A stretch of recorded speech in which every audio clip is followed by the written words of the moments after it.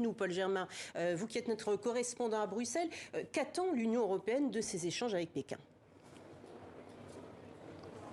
Eh bien Isabelle, en principe, ce sommet devait être consacré au changement climatique, aux relations commerciales, aux questions sanitaires. Mais vous l'aurez remarqué, il y a un éléphant dans la pièce et la guerre en Ukraine va évidemment dominer ces discussions. Alors les Européens jouent gros, ils espèrent que la Chine ne va pas vendre des armes à Moscou, que la Chine ne va pas non plus établir de nouvelles relations économiques avec la Russie, ce qui équivaudrait en quelque sorte à contrer les sanctions européennes.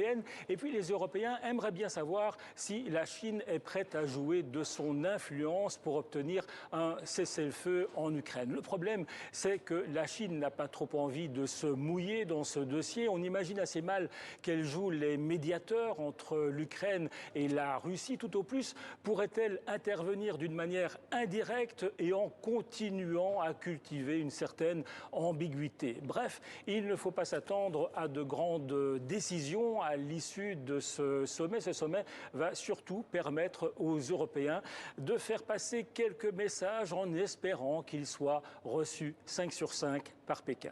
Merci beaucoup, Paul Germain, depuis Bruxelles. Et puis autre